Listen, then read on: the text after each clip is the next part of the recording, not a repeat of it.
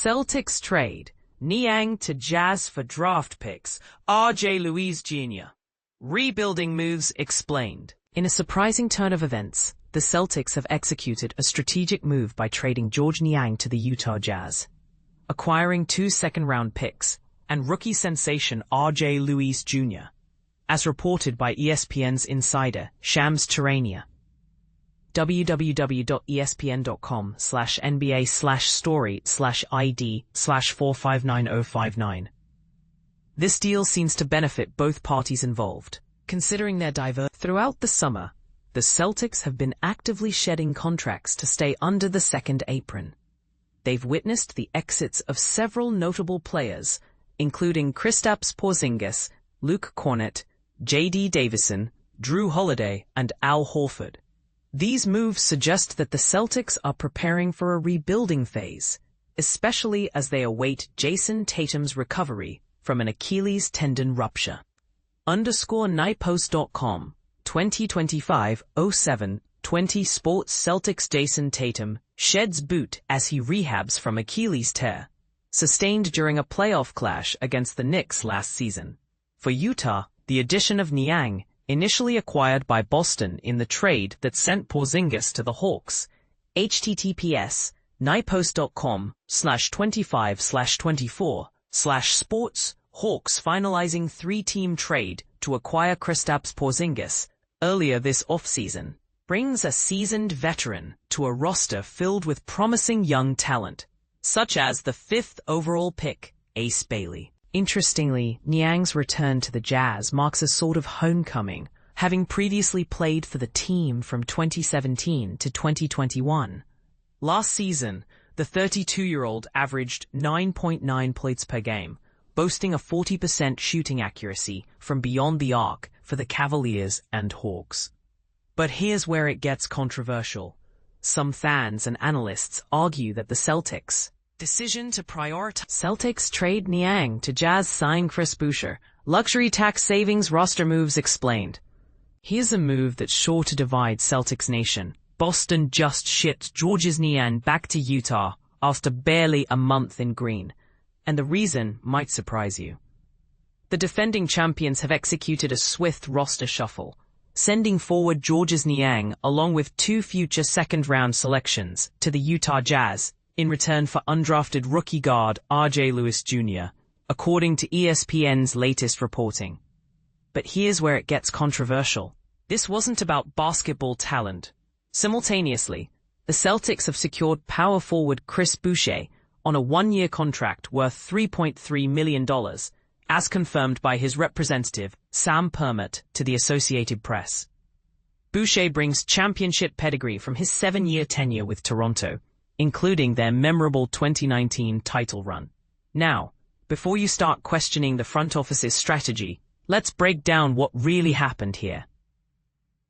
Niang's departure comes just 1 month after he landed in Boston through that complex 3-team transaction that ultimately sent Kristaps Porzingis to Atlanta. Talk about a whirlwind NBA journey, and this is the part most people miss about modern basketball economics. The 31-year-old forward is actually returning to familiar territory, having spent 4 productive seasons in Salt Lake City before his recent travels.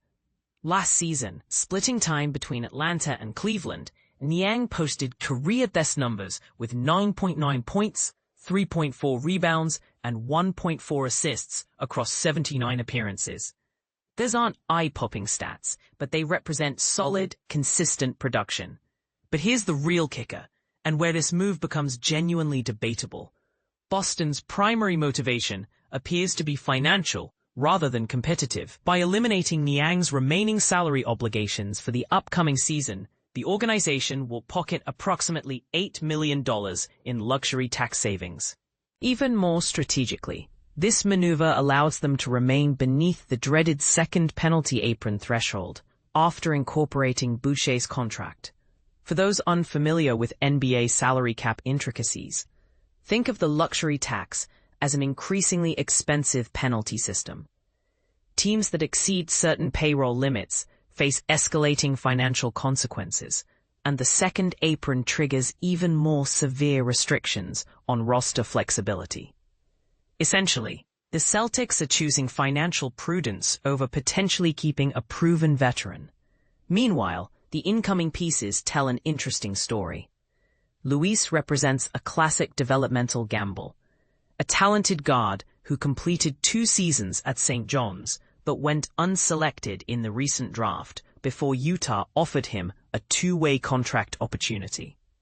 These agreements allow players to split time between the NBA roster and the G League, providing valuable experience while maintaining cost efficiency. Boucher, conversely, brings immediate NBA-ready skills and championship experience. His 7 years in Toronto included meaningful contributions during the historic 2019 championship campaign, giving Boston a veteran presence who understands what it takes to win at the highest level. But let's address the elephant in the room. Is this smart team building, or penny pinching at the expense of depth? The Celtics just won a championship. Yet they're making moves that prioritize financial flexibility over retaining established talent. Some fans will argue that this demonstrates savvy, long-term planning, while others might question whether ownership is committed to maintaining their competitive advantage. What's your take on this move?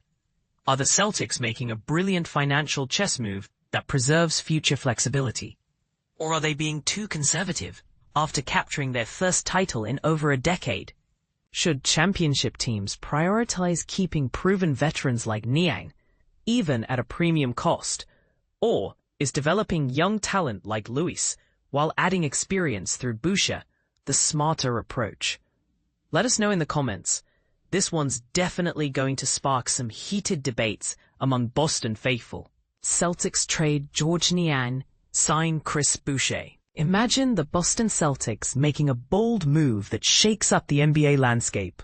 But here's where it gets really interesting.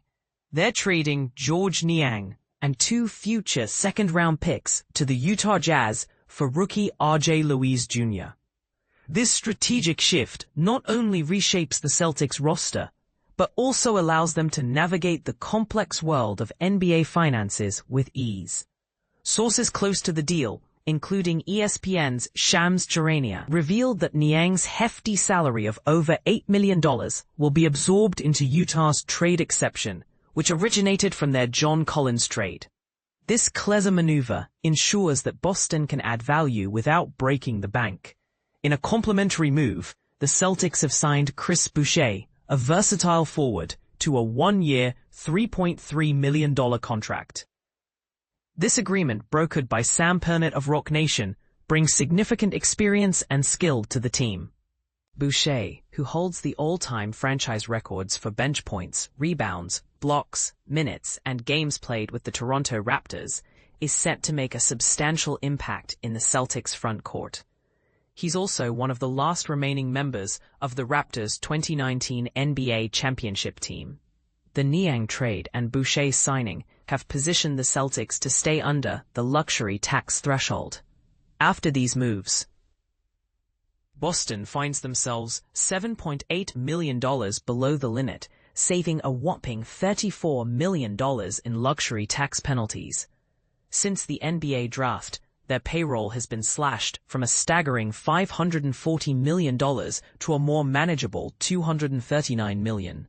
Georges Niang, now 32, originally joined the Celtics as part of the Kristaps Porzingis trade with the Atlanta Hawks in 2021. He returns to Utah, where he previously played from 2017 to 2021. Throughout his career, Niang has been a reliable three-point shooter, hitting 39.9% of his attempts on average, and he's entering his 10th NBA season. R.J. Luis Jr., at just 22 years old, is a fresh face in the league. He went undrafted out of St. John's University, but quickly made his mark by signing a 2-way deal with the Utah Jazz. His journey from college basketball to the NBA showcases the potential that exists in undrafted players.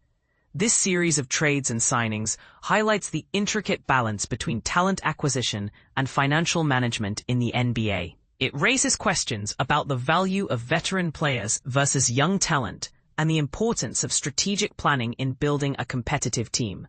What do you think? Are these moves a savvy business decision, or could there be unforeseen consequences? Share your thoughts in the comments.